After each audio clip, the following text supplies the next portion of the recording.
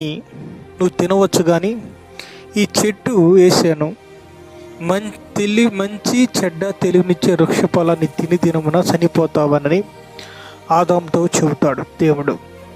అలాగనే అవ్వకు కూడా తెలిసింది. వీళ్ళిద్దరూ కూడా దేవదూతలాగా దిగబరుగా ఉన్నారు. వాళ్ళకి మరణమే లేదండి.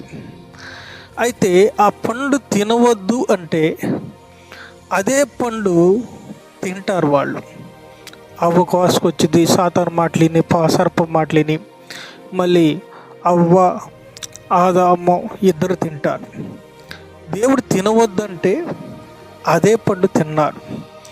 చూడండి ఏమొచ్చింది, వాళ్ళకి సిగ్గు ఏర్పడింది, భయం ఏర్పడింది.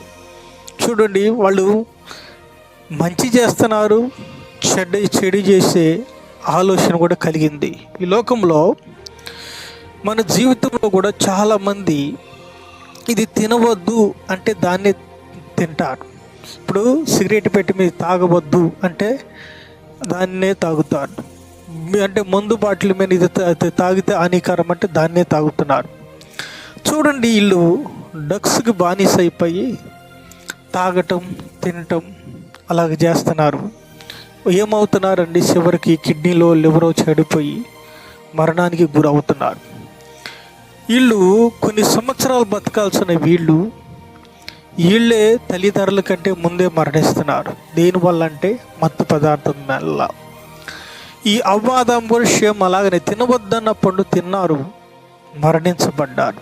ఈ లోకంలో నీ జీవితంలో కూడా నువ్వు కూడా అలాంటి స్థితిలో అలాంటి తప్పు చేస్తున్నావేమో ఒకసారి ఆలోచించు.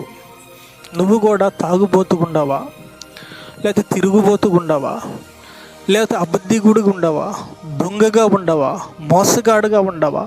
నువ్వు ఏ స్థితిలో ఉండవో మార్చుకొని బతుకుని మార్చుకోకపోతే నీ జీవితం నాశనం అయిపోద్దండి.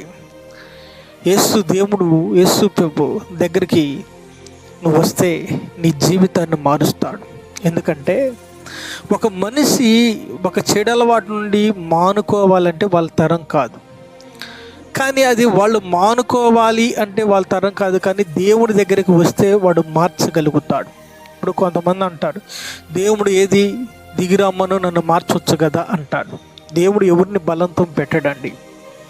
వాళ్ళని ఏదో రోగం పరిచి రోగం కలుగు చేసో, లేకపోతే వాళ్ళని కొట్టో, వాళ్ళని ఏదో ఒకటి శ్రమల పాలు చేసో దేవుడు ఎప్పుడు అలాగ చేయడు.